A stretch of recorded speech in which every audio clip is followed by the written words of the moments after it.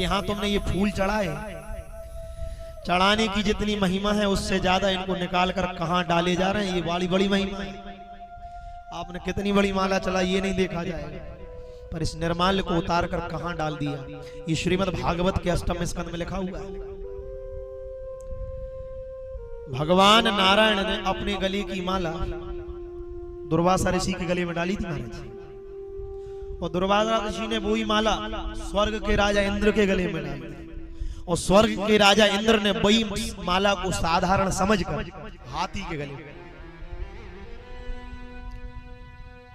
और जैसे ही हाथी के गले में डाली, हाथी तो हाथी, उसने खींचकर सूंड से पैर के नीचे, वहां से दुर्वासा जी ने जब देख लिया, क्रोध भरी दृष्टि से कहा, इंद्र ये भगवान की प्रसादी माला है, तूने चरणों में इसका अनादर कर दिया, इस माला के अनादर का दुष्परिणाम ये होगा कि स्वर्ग जैसे राज्य से भी तुझे पथभ्रष्ट होना पड़ेगा। भगवान की पहनी हुई माला है। अब यहां से तुम सोचो, ये माला उतार कर चाहे जहां डाल दो, ये शास्त्र के विपरीत है। निर्माल कहां डाल रहे हो? हमारे श्री संजू भैया एक बहुत बड़ा कार्य कर रहे हैं, पवित्र नदियों में जो वर्तमान समय में प्रदूषित करने का जो कार्य चल रहा है। देखो एक बात है, किसी भी राष्ट्र की, किसी भी राज्य की, किसी भी नगर की जो नदियां हैं, वो नदियों का पानी केवल पानी नहीं है, वो द्रवीभूत ब्रह्म है। भक्तों पर करुणा करने के लिए ही भगवान जल के रूप में बहने लगे। अब उसकी कितनी महिमा है। अब आजकल लोग कुछ भी नहीं देख रहे। आज नदियों की स्थिति देख लो तो गंगा, यमुना, सरस्वती, बैत्रवती, चरणवेती, कावेरी, कुछ नदियों का तो जलपान किया जा सकता है, और कई नदियां तो इतनी दूषित हो गई कि आचमन भी व्यक्ति नहीं कर सकता। हमारे वृंदावन की यमुना महारानी में दिल्ली के बड़े बड़े नाले गिर रहे हैं, कितने बड़े बड़े भयंकर नाले गिर रहे हैं, और उनको दूषित कर दिया गया। और वही सारा कार्य जिस निकटवर्ती नगर में आप रहते हो, विदिशा,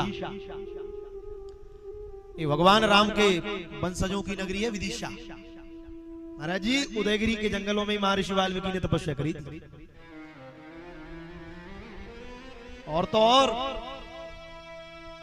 बैत्रवती के तट पर लिखा है, बैत्रवती के संबंध में, जैसे नर्मदा का प्रत्येक कंकड़ संकर है, ऐसे ही बैत्रवती का भी प्रत्येक कंकड़ संकर है। कैसा है? बोले बैत्रवती के दो कंकड़ हैं, एक हरि है तो दूसरा हर है, इसको हरिहरात्मक गंगा कहते हैं। कलऊ बैत्रवती गंगा, गंगा की 8 धाराएं निकली थी, उन 8 धाराओं में बैत्रवती भी एक धारा है। आज उस बैत्रवती की दशा क्या हो रही है, किसी से छिपी नहीं है। सारा प्रदूषण नगर का, नालों का सब बैत्रवती में जाकर गिर रहा है और दूषित हो रही है। देखो हम एक बात कहें, हम तो सदैव व्यासपीठ से वही कहेंगे जो शास्त्र में लिखा है। हमारे शास्त्रों में लिखा है कि पवित्र नदियों में भगवान के निर्माल्य को विसर्जित क्यों किया जाता था, तो क्यों किया जाता है पहले इसको समझो। आज संजू भैया ने हमसे दूरभाष पे कहा कि आप इस विषय में प्रकाश जरूर डालना। तो शास्त्र कहते हैं यज्ञ, जब यज्ञ होता है तो महाराज जी यज्ञ के वेदज्ञ मंत्रों से जब ब्राह्मण आहुति दिलवाते हैं तो आकाश मंडल में देवताओं की तृप्ति होती, स्वाहा, देवता तृप्त होते हैं और वायुमंडल की शुद्धि होती है।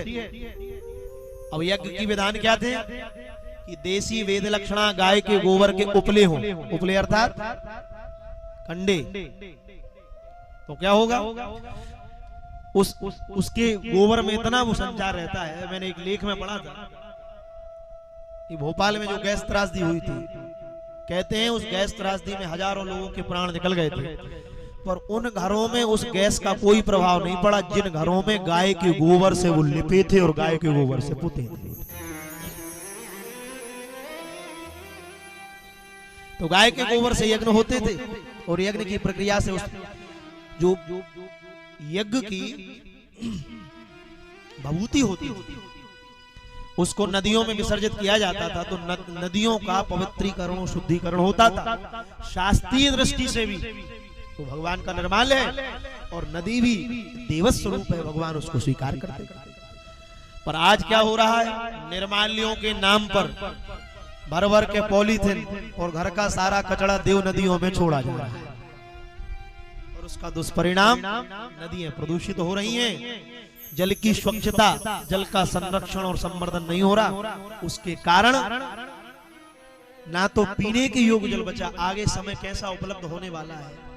इसलिए हम आज आपसे प्रार्थना करने आए, आपके घरों से जो पवित्र निर्माल्य अर्थात यज्ञ की भभूति इत्यादि निकले तो उसका विधान तो लिखा है कि पवित्र नदियों में ही उसका विसर्जन हो या पवित्र सरोवर में।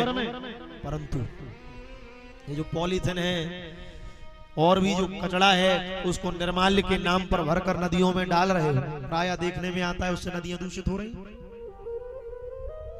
तो प्रार्थना है ऐसे निर्माल्य को किसी वृक्ष की जड़ में, वृक्ष के निकट गड्ढा खोदकर वहां उसको डाल दिया जाए। जैसे महाराज जी हमारे लिखा है कि जो कुशा होती है जिससे तर्पण किया जाता है, वैसे तो ये ऐसा लिखा है कि तर्पण करते समय 3 कुशा लेना चाहिए और तर्पण हो जाए तो उन कुशा के तीनों को कहां डालना चाहिए, बोले किसी वृक्ष की जड़ में उनको डाल दो या ऐसी जगह डाल दो जहां किसी का पैर ना पड़े। अब आजकल तो क्या होता है कि वो 16 दिन के लाने मुंह उठा ले आए और वही से कर रहे हैं तर्पण। ये गलत है, शास्त्र की प्रक्रिया नहीं है। पूज्यपाद प्रातः स्मरणीय ब्रह्मलीन डॉक्टर श्री रामाधार उपाध्याय जी ने एक बहुत अच्छा ग्रंथ लिखा है, अब तो वो रहे नहीं,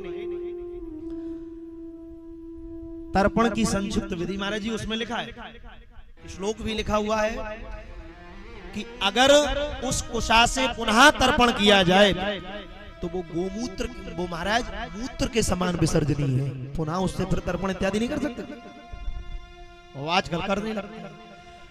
तो प्रार्थना है जैसे उसको एक जड़ में पटक दिया जाता है ऐसे ही निर्माल्य जहां पैर ना पड़े वहां ऐसे स्थानों पर डालो, क्योंकि भैया ये पवित्र नदियां हमारे और आपके जल संरक्षण की अत्यंत नितांत आवश्यकता है। आज हमने और आपने मिलकर इनकी शुद्धि के लिए, इनकी पवित्रता के लिए, इनकी शुचिता के लिए अगर कार्य नहीं किया तो आगे आने वाली स्थितियां ऐसी हो जाएंगी कि जल की धाराओं का दर्शन दुर्लभ हो जाएगा।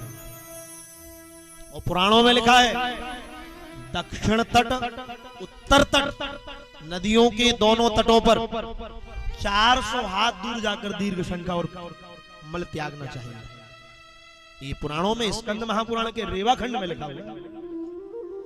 तो हम आप सबसे प्रार्थना कर रहे कि वैत्रवती, गंगा, यमुना, कावेरी, इन समस्त पवित्र नदियों के संवर्धन एवं संरक्षण के लिए आप सभी अपने घर से जो पूजा इत्यादि का निर्माल्य निकले उसको ऐसी जगह विसर्जित कर दो जहां पैर ना पड़े, और निर्माल्य के नाम से सारी गंदगी को नदियों में दूषित मत करो। ये हमारी प्रार्थना है। तो आज हम सबसे आपसे एक प्रार्थना भी और संकल्प भी दिलवा रहे हैं। तो आपसे हमारी प्रार्थना है, कोई भी ऐसा घर से निकला हुआ जो निर्माल्य के नाम पर, निर्माल्य अगर पवित्र है तो कोई दोष नहीं है, क्योंकि उस निर्माल्य से नदी की शुद्धि ही होती है, दूषण नहीं होता। पर अगर केवल निर्माल्य के नाम पर उसको नदियों में प्रदूषित करते हो तो महापाप है। इसलिए भगवान कहते हैं मैंने सब कुछ किया। भगवान ने यमुना महारानी से कालिया नाग को मार के क्यों भगाया? भगवान कहते थे कि जिस समय मेरा अवतार हुआ था तो एक कालिया नाग आया और एक कालिया नाग ने यमुना के जल को दूषित कर दिया। तो उस समय तो कृष्ण थे, तो उन्होंने यमुना के मध्य में से कालिया नाग को भगा दिया, रमणक द्वीप भेज दिया।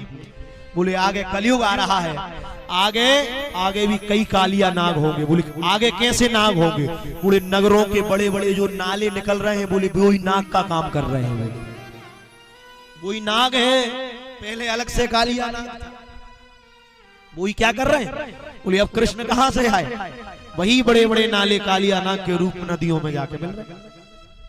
तो भगवान ने कहा मैंने यमुना का शुद्धिकरण किया, जल संरक्षण की महत्वता भगवान ने जगत को बताई कि जल की कितनी महत्वता है।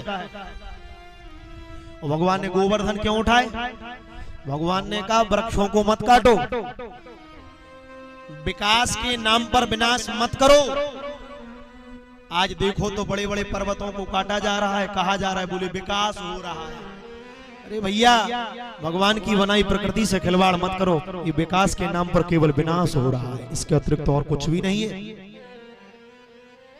तो प्रार्थना भगवान ने गिरिराज पूजा क्यों करी? क्योंकि भगवान ने यमुना प्रदूषण रोका, कालिया नाग को भगा के, गोवर्धन पूजा करा के भगवान ने पर्वतों की, वृक्षों की महत्वता बताई। और गौ चरा कर भगवान ने कहा कि गौ की जीवन में कितनी महिमा है, गौ संरक्षण संवर्धन कितना आवश्यक है।